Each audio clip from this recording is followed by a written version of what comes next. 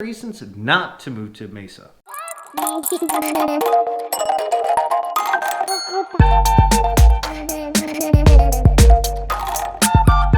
Hey, I know what you're wondering with this title and wondering what gives with 10 reasons not to move to Mesa, Arizona. It seems like such a fantastic city.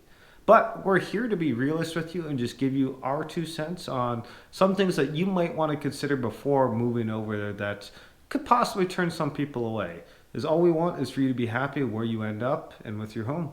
So stay tuned. Let's get right into the list. Now this list is in no particular order, but let's just start it off with, realistically it's the number one, the rest aren't really in an order, but that is the heat, especially in the summer. Because it does get up over 100 degrees quite often during the summer, sometimes over 110. Every now and then we'll have a record-breaking year, or close to it, with over 120. So I know you moved over here, and what was the temperature on your moving day? I did. I moved back in 1990, and the day my furniture arrived, it was 122 here. Now, it hasn't been that hot since, but it does get very, very hot in the Phoenix metro area and in Mesa during the summertime. So if you absolutely cannot stand the heat, and by that I mean temperatures above 100, then you might not like living in Mesa, Arizona. But there are some things you can do to mitigate it. Staying in the shade or in the AC, kind of like our northern friends do during the winter, of going from heat to heat. In the summer, just go from cool to cool. So make sure your house and your AC is all up and ready, going leading up into summer. Make sure to check that during the spring. Then make sure have everything nice and good. Windows shut so not too much of that sunlight's getting through. Cool down the house quite a bit. Then go to your car, enjoy the AC in that, going wherever you're going to go, and then you're going to go to your next AC place. So it's really not too bad. Just make sure when you are out in your car, don't park it in direct sunlight if you can help it. And if you do, make sure you have a windscreen protector, those aluminum or metal things that go over your windshield. They really do help a lot. Or have some nice UV repellent tint on the vehicle will help. But even so, make sure when you get in, if it is in sunlight, don't touch any of the metal or any of the other hard objects. They get quite hot.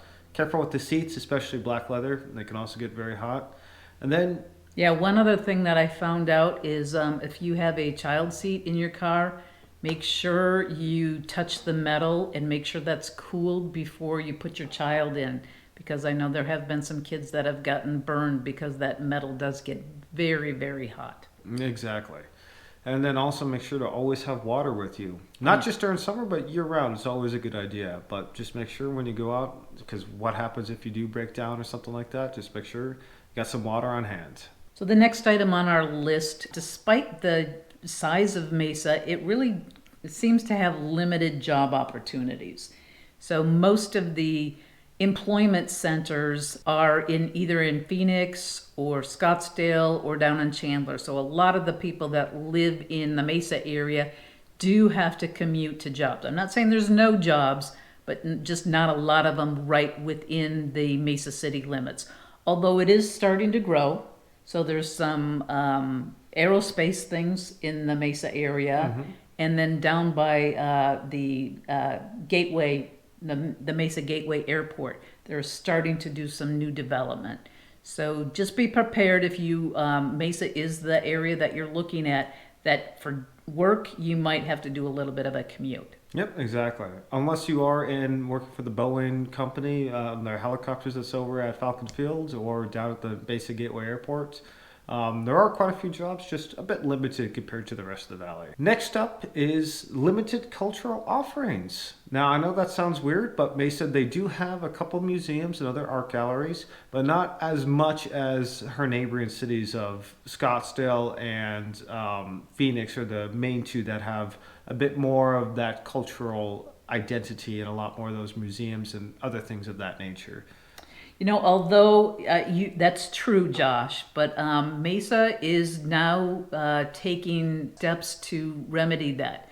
So they have just done a huge, big development in their downtown area because they're trying to get that vibe going more in the downtown Mesa area. So don't dismiss it because it's not there yet, but they've recognized that, and then they're working on bringing a lot more things into the city of Mesa. And once again, for this and many of the other things like this on this list, These are right in the city limits of Mesa, so you do have stuff right outside of it where it just makes it convenient to live, and the drive's really not too bad. Right.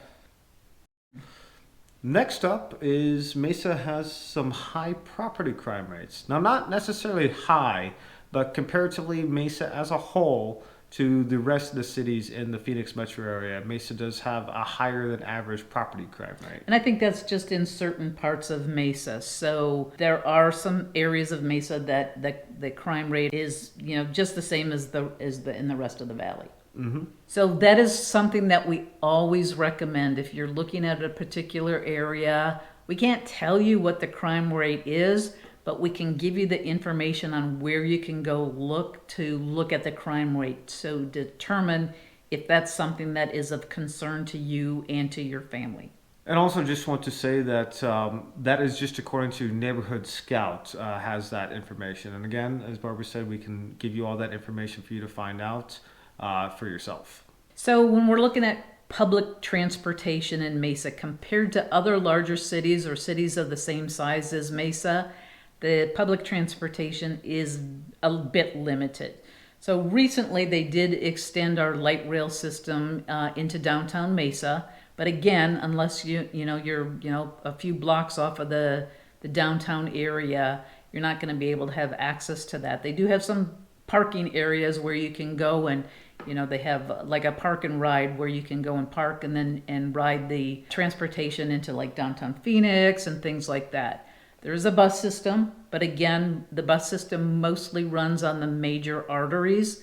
So if you're like in a neighborhood, you might have to walk to get to the bus stop. So when we're talking about walk score, probably most of Mesa is going to be one of those communities where you really do need your own vehicle to be able to get around. And that brings us right into our next one of limited walkability in Mesa. Now, there are a couple communities that have a relatively good walk score, but compared to many of the other areas and other cities right next to Mesa, such as Scottsdale, I know you guys keep hearing that, or Phoenix, Fountain Hills, and some of the other ones, the walkability and walk score of most of Mesa is fairly low. So once again, you do want that car for that personal transportation to get around or have a friend, but you can always use Uber too if you don't have a car. Right. And there has been recently some new developments, some apartments and condos and things that they are starting to build right in the downtown Mesa area. So that's helping a little bit with the walk score, but like Josh said, most of Mesa you will need your own transportation. But sometimes that is a good thing. If you do like the more suburban lifestyle of spread outs and houses and stuff, that's exactly what Mesa has to offer. Well, and again, now we're going to talk about education. And when we compare Mesa to other cities of the same size, the higher education is a little bit limited. There is the Mesa Community College that's part of the community college system here, but there's no major universities in the Mesa area. Now, Mesa is very close to Tempe and Phoenix and Scottsdale, where there are other opportunities for you. But again, like we're comparing it to other cities of the same size. So when it comes to outdoor recreation, again, for its size, Mesa is a little bit limited. So Mesa is a pretty flat area. So there's not a lot of hiking like there are in some of the other Phoenix metro area communities. There's a few less, there's the green belt, there's no green belt that's available. So again, there's a lot of outdoor recreation activities in Mesa, but when you compare it to other cities of the same size, it's a little bit limited. We don't have any professional sports teams in Mesa. You're going to have to go into Phoenix to be able to do that. Yep, exactly, which is kind of a common theme between all these different things, which Mesa, these are things for Mesa itself, but luckily it's next to a bunch of places and being within the Phoenix Metro that you do have all these different opportunities too. But we're just talking about the specifics of Mesa within the Mesa city limits. Right. And again, going with that, let's jump right into our last one here of limited nightlife. Mesa does have some limiting factors in terms of the nightlife around there. There are some things here and there around, but it's not super common. Again, it is more of a suburban kind of just family home community. versus having too much of that city center life and that nightlife. But they are working to remedy that in downtown Mesa in the city center. So if we give them some time, it'll grow up. It's been real nice seeing Mesa grow over the years from just being kind of a place with a bunch of homes and everything and really nothing else into I where would it's at I would now. classify Mesa as more of a bedroom community. So if you're looking for a lot of nightlife, a lot of golf courses, a lot of resorts, you're just not going to find a lot of that in Mesa. Exactly. There are some, but if that's one of your main goals is to be right next to those and everything, there are going to be some other communities that'll fit the bill better for you. And last up is just, it's kind of a double-edged sword, but it's how big Mesa is getting recently. There are so many new communities popping up in Mesa, and it's exploded in growth over the last several years and decades, actually. But a lot of that growth is also way off over on the east side of Mesa. That's kind of the only place they have for them to grow, but that's much further out from the city center and everything into the other cities such as Phoenix, Tempe, Scottsdale, Peoria, and all that kind of stuff being so much further on the far outskirts of it. Now, it is nice because you are going to have a little bit more open areas and closer to some of that natural landscape and beauty.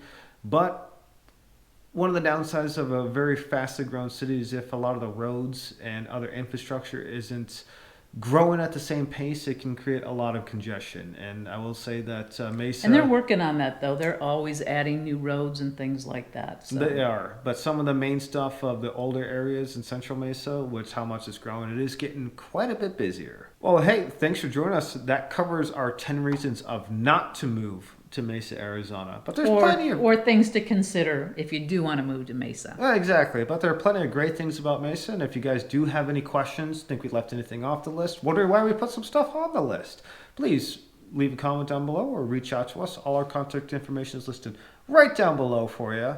But hey, if you like this video, please hit that like button. That way other people can enjoy it too. And don't forget to get that bell icon on because we do upload every week. Well, thanks for joining us. We'll see ya.